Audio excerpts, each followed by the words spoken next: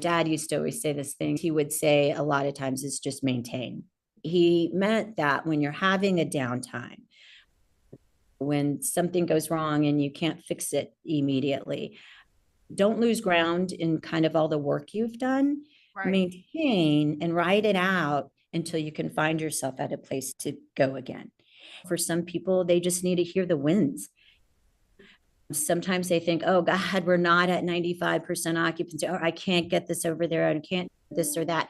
And they're so focused on one thing, they forget to motivate themselves with the small wins in between. Welcome to the Marketing Home, Marketing You podcast. Week after week, Barbara Savona of Sprout Marketing brings you quality conversations with industry leaders, mini marketing workshops, and step-by-step guides on everything marketing, business, and career growth. So grab a cup of coffee and get ready for some outside-the-box ideas from the girl that lives inside the shipping container box. Friends, welcome to another episode of Marketing Home, Marketing You. I am excited today to introduce you to President of Property Management, Robbie Mejia with Clear Management. Robbie, welcome. Hey guys, how are you? I'm so excited that we're going to have this conversation. I feel like we have rescheduled for like months. And yes, like yeah. So it better be good because we have to make it worth the while. Yeah. So Robbie, I was trying to think, we literally probably met close to maybe 15 years ago. Yeah, I was thinking the same thing. Yes. Yeah. It was after, and I had moved back from Florida and I moved back to Austin, but I was doing a bunch of work in Houston. And yeah, we met up somewhere at a coffee place and you were with somebody. And I think that was right. But yeah, it was a long time ago. It was a long time ago. And that's what I love about multifamily, that and especially now with LinkedIn, that you can pick up with people and just stay connected. And it's pretty cool. So for those that don't know a lot about what a president of property management does, can you just talk a little bit through what is your role? Yes. Yeah.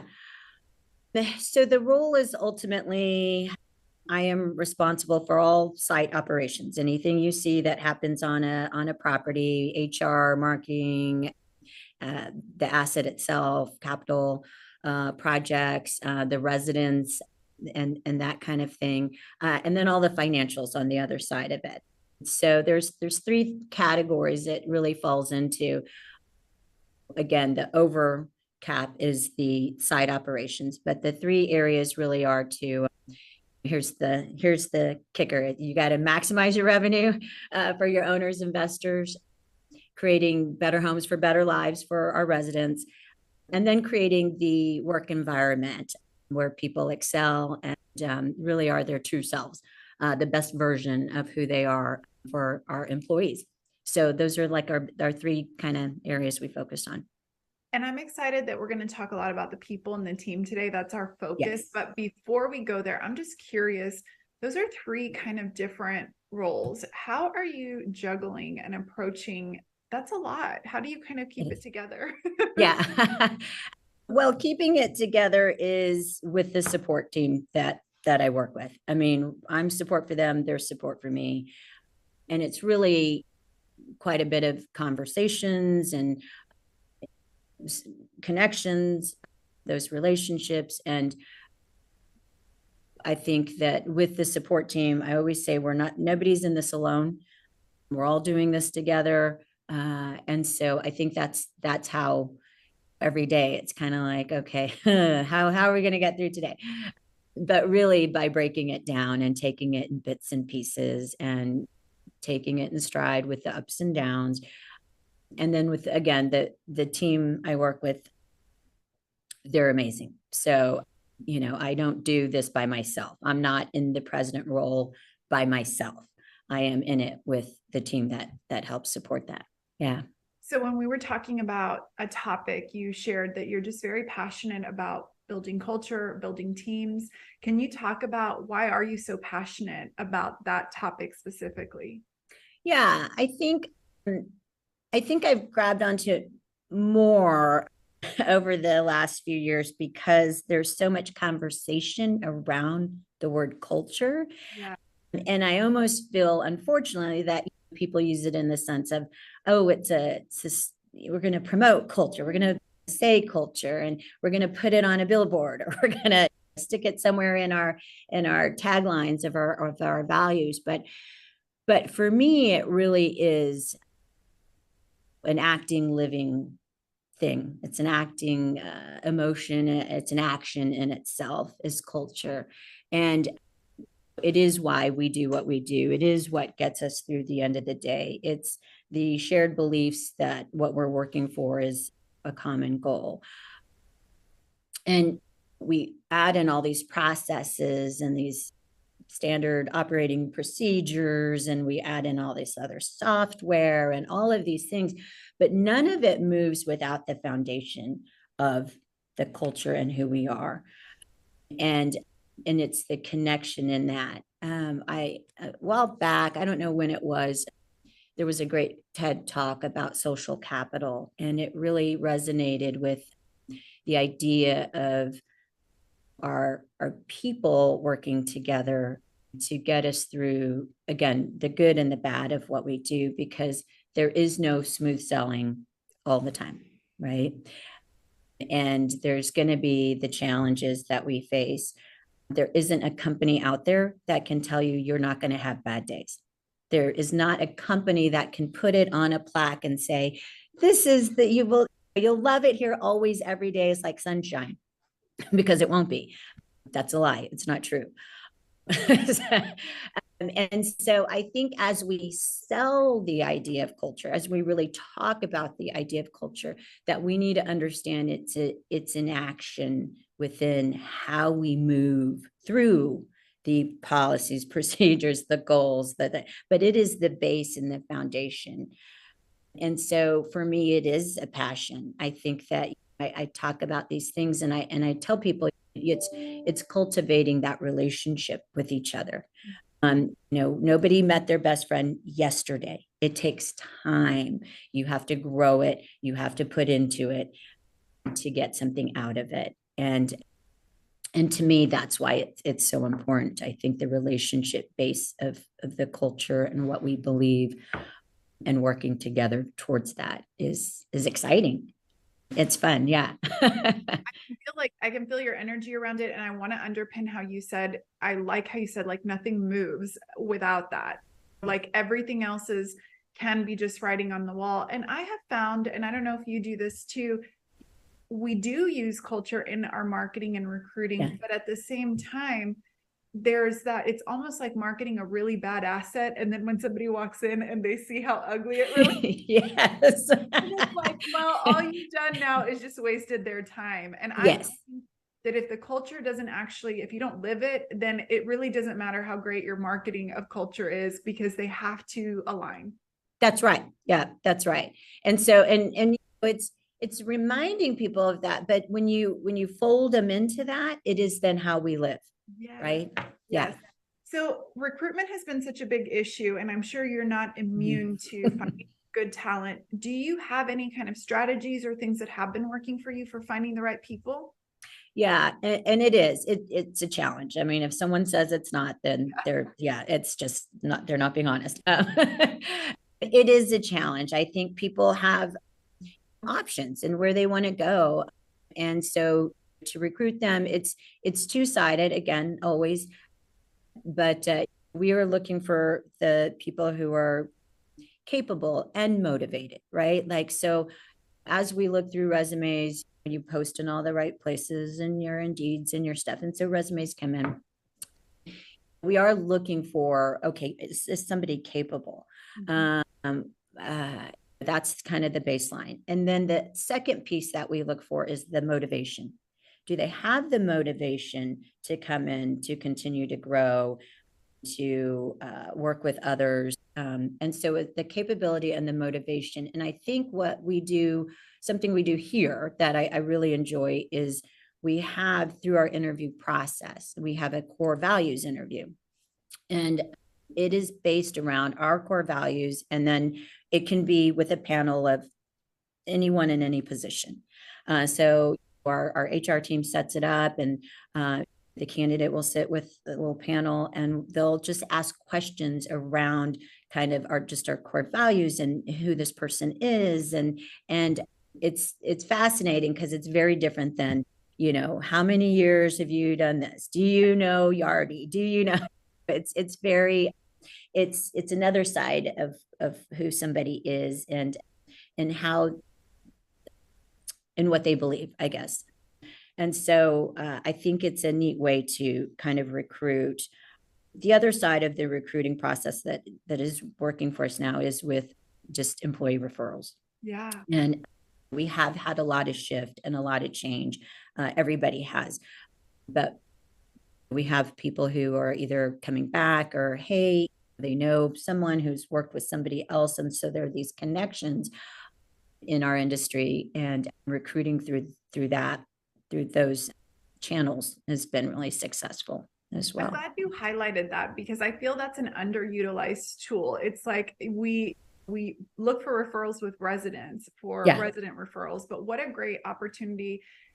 A lot of times I find that too, that like-minded people hang out. And so if you've got a great employee, they likely know somebody else that has those qualities. So kind of neat to tap into that. And you specifically mentioned motivation. So you're testing for that. You're kind of like interviewing for that. Now they're in the door. They're your employees.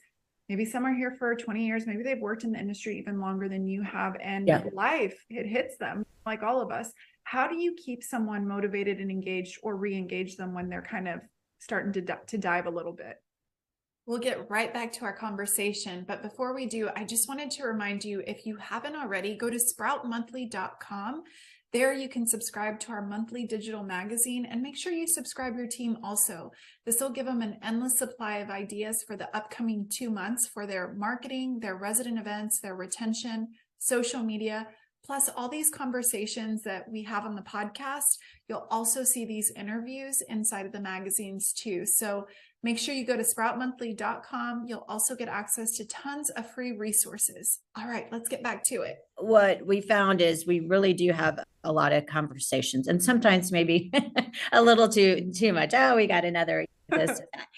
And I think even just the touch points of just a chat, it doesn't have to be, we're not having to have a full meeting. We don't need to always, every meeting doesn't need to be an hour long. If we're done in 15 minutes, cool. We're done in 15 minutes, go have at it. But I think when people find a low point or they're disengaging, it really is kind of being open in some of those discussions of, hey, what is happening? What's going on? Is there something we can do different? And separating that it's not an accountability issue or it's not something that's a different problem, but really just a motivation factor of what will get you there. What do we need to do? We have a lot of discussions about how do we keep people going and excited, and I do think it starts with I keep going back to connection, but it is a lot of conversations. I think what sometimes people are like, oh, you hear this from different owners or people that with the best of intention, they'll say, oh, well, just give them an extra something on top of a lease or throw a pizza party their way or something. But it's really, it runs it runs much deeper than a pizza party, right? Because it's really like, okay, what is it? And I think finding what works for that particular individual is key, because we can't say, hey, one size fits all for motivation. And somebody may, hey, my extra motivation is leaving 2 hours extra today after I've had a really long week, right? And that's a different thing to hone in on. But I was in a session at TAA, and they were talking about recovery being part of the building process. And it's something we forget to give people when we are trying to keep them motivated and trying to keep them at this top level performance, red alert, go, go, go. That part of that process is in the recovery to come back to hit that mode again, right? And if we don't allow that, then we're doing ourselves a disservice and the team a disservice, but it also prevents that motivation from happening. If they stay in this place like this and they don't get the time to recover, then you're never going to get them motivated again.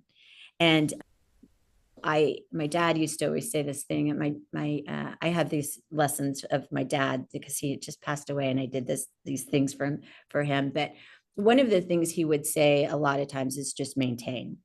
And he meant that when you're having a downtime, when something goes wrong and you can't fix it immediately, don't lose ground in kind of all the work you've done. Right. Maintain and ride it out until you can find yourself at a place to go again.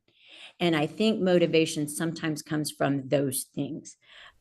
And other things of just pointing out, for some people, they just need to hear the wins. Sometimes they think, oh God, we're not at 95% occupancy, or I can't get this over there, I can't this or that. And they're so focused on one thing, they forget to motivate themselves with the small wins in between. Right. Because it is in the everyday that we find ourselves winning, right? And it's the extra shopping score where somebody just got 100 and their last one wasn't so good. It's in that extra time with that resident that just comes in and says, oh my God, thank you for coming in here and taking care of my stuff. It's in the maintenance guy that comes along and just says, what do you need me to do today? Just tell me. I'll do anything. I'll test. I won't question. I just will go get them.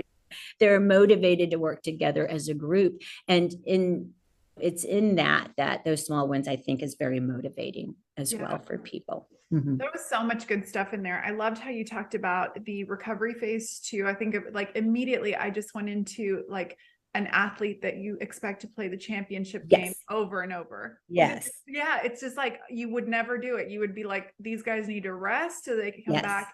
But yet I even find that even on the corporate side of things a little bit, it's easy for us to just blow through goals and just keep going. And then we find ourselves kind of like a little burnt out when we don't stop to recover. And I love what your dad said about maintain, because it's true. It's like, you don't want to throw out the progress, but is there like a minimum you can do to kind of hold your ground, but not add to it? So that's a lot of really good stuff there. Yeah. No, I love it. But, and I think when I talk about those things too, with the people I see out there, I'm like, this is a win. And that motivates me. Like those things motivate me. So I know it motivates the team in general. Yeah. As a leader, I think that's great to almost know that it's a double win. When you highlight wins, it's a win for your team, but then it also reminds you of what you're doing as a whole culture. So we need those on those especially hard days, I think. Yes. Okay. So question for you. I'm just curious about your style of like, how do you hold teams accountable? What's your communication style? And how do you make sure that they're meeting the expectations without like holding them to unrealistic expectations?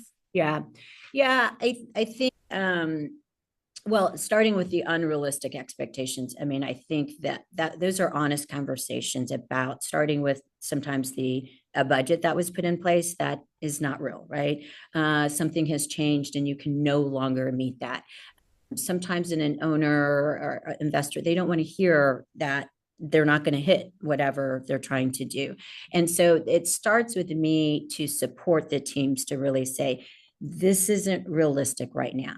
But what we will do is everything we can to be at the top of what is realistic. Right. And if you start with a realistic goal, I think that already buys you a little in with people, because they understand, okay, she's giving me yes, I can do these things. And you'll lose somebody from the get-go if you try to tell them to hit something that is not real. So it starts with that. And then I mentioned this earlier, but we do have a lot of conversations. I have one-on-ones with my team every week. We have a weekly ops leadership meeting as well. So there's the collaboration, there's the discussions, but individually, when we have our one-on-ones, we really talk about where we need to be and then how we can get there. What's that plan look like? And what do they need from me to help them?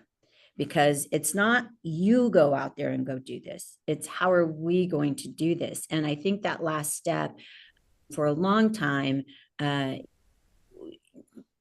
for me personally, it was missed to ask somebody, okay, what do you need from me to make sure this gets done? Because sometimes people don't know, or they don't ask, or they don't really think about it, but it provokes that way of thinking to go, here's what I need, and here's how I'll get that done. And so it pushes it a little bit further. But my style in that is really open and honest. I mean, I'm just like, look, anytime you need to talk to me, call me. I mean, if you're not comfortable calling me, you can send me an email. If you don't want to send me an email, you want to write a text, send me a text. If you want to write a letter, send me a letter, and I'll do it that way, right? Like however you want to communicate is how I'm going to communicate with you. But the key is that the action actually has to happen in the communication, right? And so my style of that is, I'm here for you. I'll help you. Let's get there, and let's set these realistic goals. And then the check-in. It's not like, oh, later we just say, hey, you missed it, but it's the check-in all the way through. And that's why we have the one-on-ones each week, right? Are we on target? Are we on meeting our goals? So you don't end up in the place where it's like, we missed it and we never had the meeting in the middle, kind of thing. Just course, I would think that was something a business coach taught me when setting up one-on-ones with my team. It was like, if we just are looking at it a month in reverse, it's like you can't adjust your sales, but how nice to be able to weekly look at it together. And then I like how you at the end ask that question, because that to me speaks to the culture not being the words on the wall, but like how we actually operate. Yes. Yeah. Yeah. And I think most of my team, and they're also honest and open. There are still people who are like, oh, I don't know if I should tell you this, or I don't want to, but it is, tell me everything I need to know. And part of that philosophy is, I don't want to be a person, I don't want any of my support teams to be people that they only hear what they want to hear and not what they need to. And so I very much always say, tell me what I need to know and not what you think I want to hear. Yeah. Because that's very different. And when you open the door to those kind of conversations, it makes life much easier. Yeah. That's a clear distinction. So what about, let's kind of pivot a little bit. You talked already, you kind of hit on collaboration, and it sounds like that's just a part of the way that communication happens. Yeah. Now, what about your team when challenges do come up and you have to have those kind of hard conversations? I'm assuming it's very similar to your other approach that's very open, but is there any tips that you have for someone that maybe is struggling to have those kind of challenging conversations? Yeah. Yes. So it's funny because I used to work with somebody, and they would have a conversation and where they needed to tell them, we're missing this, or we're not here, we're not seeing the gains. And they would walk away, and I would, the person they were talking to would leave thinking they're getting a raise. I mean, there was a total miss in what was happening, because you can't always be like the oh my God, you're great. Right. And that is the biggest tip I can tell somebody. It is, it's a disservice to not be clear and honest with somebody. And doing that is not being mean or rude or condescending or any of those things. It is because I want to see you get better. I am going to share these items with you. Yeah. And there is a place to then be very clear. And if it helps somebody from a tip standpoint, just make your notes and follow your notes. I mean, you really have to just say, look, I need to, here's where we've missed. Here's where we've had tons of conversation. Here's what's, and then you start to lay down, right, a different look of what that is. Right. If we're not hitting it, then maybe then there's a different way this is gonna, Earlier you mentioned social capital. How important do you think it is to have that maybe social capital where you built this trust before you're hitting those conversations? Like if your team knows you're on their side, how important is that? Yes. I mean, it makes a difference night and day, right? Yeah. Because somebody trusts you. And the difference in that social capital and the team building and the teams that work together is that there's trust in that. Right. The hard conversations, it's always sometimes difficult, right? And it always sometimes can be very hard, but it makes it much more difficult, I should say, is when someone doesn't trust what you're saying to them. Right.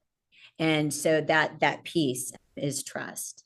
And then it's a lot easier to move forward when you can have that. So the tips and the takeaway, I mean, be honest, be straightforward, start with heart. There's an old book, The Crucial Conversations. I don't know if you read through that, but there's a piece in there, and it's when you have to have hard conversations, but you start from a place of care and understanding. And so that somebody feels like, again, this isn't at them, but it's for them. Yeah. That's awesome. So then how are you celebrating successes with your team? Like how do you guys know when you've hit a marker, and how do you make it special? Yeah. So that's the fun part, right? I mean, everyone wants that part. We do make things special with our marketing group. Carrie Hall is in our marketing, and she does a great job of really highlighting top performers a week, but then we have a quarterly inspiration award.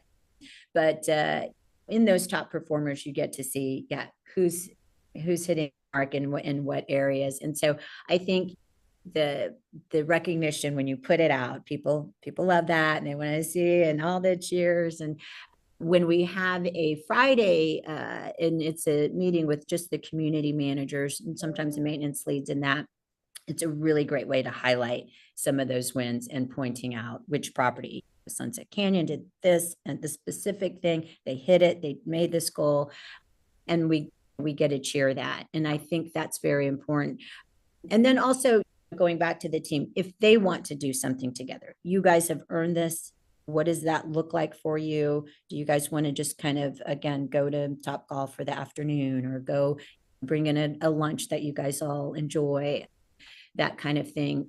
Also promoting within your teams to do that for themselves. Yes. They don't need us to always make the highlight on, whatever, but they need to be also their own cheerleaders. And when they do that, I think it's infectious between them, right? And so there's round robin stuff that goes out. We have sometimes text messages. Oh, did you see? Kind of things. So there's a lot in that. And then, but knowing that you hit the goal, right? Like, I mean, you've got to know what it was, but to know when you hit it that, okay, I made it. And then to celebrate it is just important. And so I think a lot of that is in those little ways. We send out little gift cards sometimes for specific things and things like that. But I think most people get the yay kudos that they love. Yeah. I actually love how you talk about the team.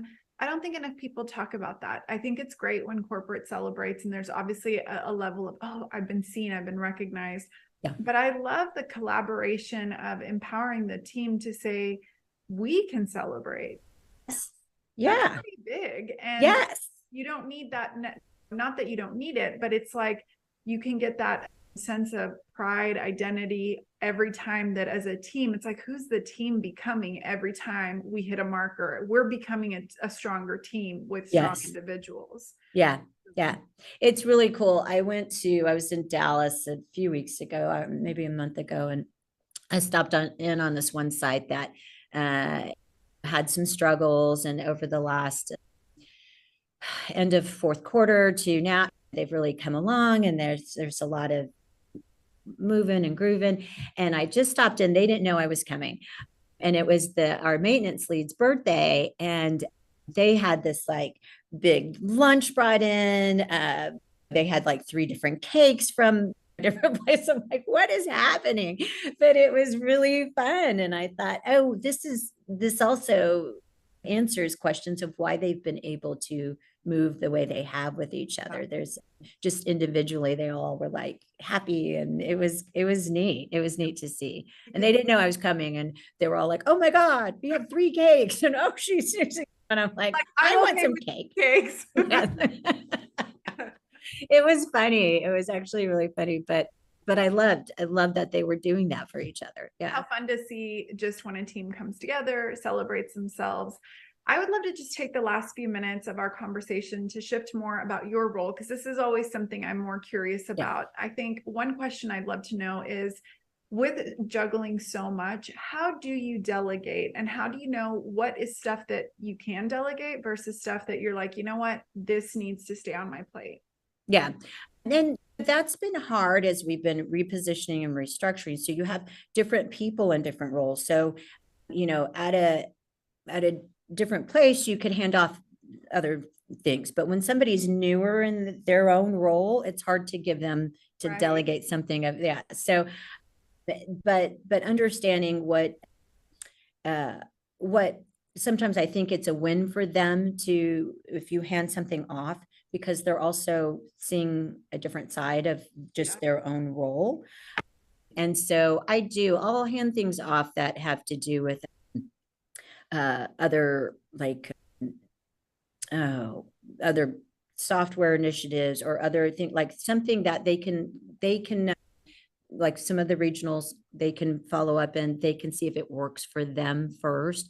I don't need to be the source of where that comes from. I'm not always the person, right, anymore on site or touching that or living that. Yeah. Yeah. So those kind of things where I think there's value for that role or that position to see and provide feedback to me. So it's helpful in both ways, right? They get to be a part of that. They get to see that. And, you have to be careful delegating out some stuff, right? Because you don't want someone to think like, oh my God, I'm so overwhelmed and they're giving me more stuff. So this is a secret. So I hope that not everyone sees this, but I do try to sell it as this is for you.